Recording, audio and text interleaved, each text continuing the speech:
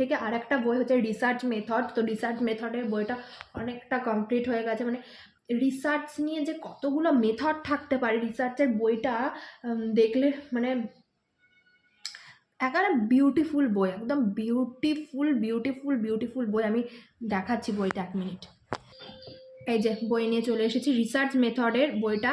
এটা আমি কলেজ থেকে নিয়ে এসেছি, আমার লাইব্রেরি থেকে। প্রচণ্ড ভালো একটা বই, মানে উফ, মানে এটা পড়লে রিসার্চ যে কত রকমের যে রিসার্চ হয়, একটা আমরা ভাবি মনে একটা রিসার্চকে নর্মাল একটা রিসার্চ করে দিলাম ব্যাস। অনেকে আবার নিজেকে সায়েন্টিস্ট ভেবে নেয়, সামান্য একটা ফেসবুকে কিছু খুঁজে পেলে অনেক কিছু ভেবে নেয় নিজেকে। যাই হোক, ইনস্টাগ্রামে একটা কোনো কিছু পেলে, মানে এই বইটার মধ্যে একটা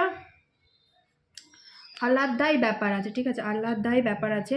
সোশ্যাল রিসার্চ কীভাবে করতে হবে, কিছু মানুষের জেস্চার যেগুলো হয়, জেস্চার আর gesture, I don't know what is pronounce, তো অ্যাকচুয়াল প্রোনাউন্স কি ইংলিশ আমি বলছি, মানে বাংলা ইংলিশ বলতে বলতে না আমি এরকম ঘুলিয়ে ফেলি। যদি ইংলিশ বলছি তো ইংলিশ ভালো বলতে পারবো, বাংলা বলতে পারলে বাংলা বলতে পারবো, ঠিক আছে, ইটস ওকে।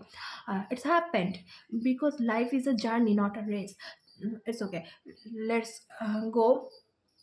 তো কি বলতে গেলাম, ব্যাপারটাই ভুলে গেলাম। হ্যাঁ, সোশ্যাল রিসার্চের